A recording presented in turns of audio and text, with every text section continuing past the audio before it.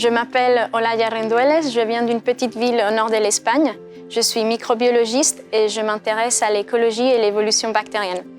Je suis chargée de recherche au CNRS, à l'unité génétique des génomes, qui est sous tutelle du CNRS et à l'Institut Pasteur.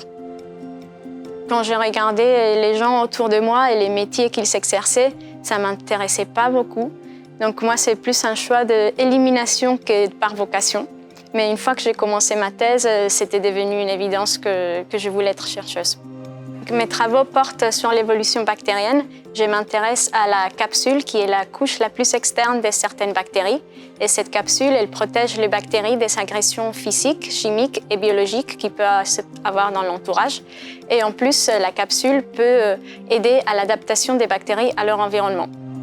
Je suis arrivée sur la capsule un peu par hasard. Lors de ma thèse, on a découvert que cette capsule donnait un avantage compétitif à certaines espèces face à d'autres dans des contextes de communautés bactériennes qui forment des biofilms, qui sont des structures tridimensionnelles de bactéries qui forment une matrice extracellulaire pour se protéger des agressions externes. Et cette capsule augmentait la capacité des bactéries à survivre et à gagner face à d'autres bactéries qui pourraient éventuellement intégrer ce biofilm.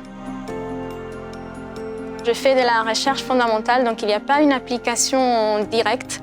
Moi, ce qui m'intéresse, c'est de générer de la connaissance. Après, on ne sait pas où cette connaissance va nous amener.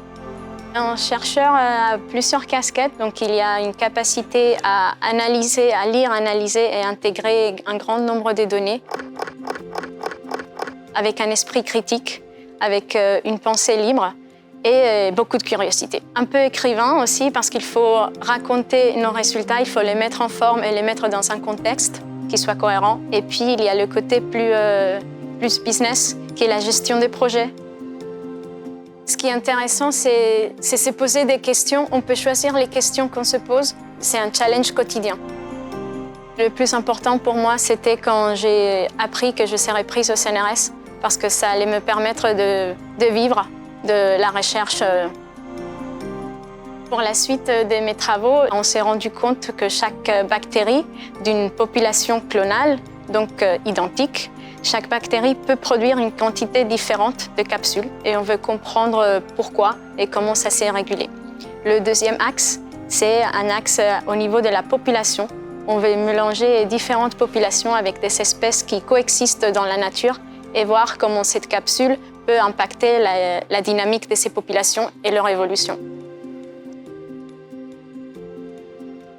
Étant donné la quantité de gens talentueux qui essayent d'avoir un poste CNRS, j'estime être très chanceuse d'avoir eu cette opportunité.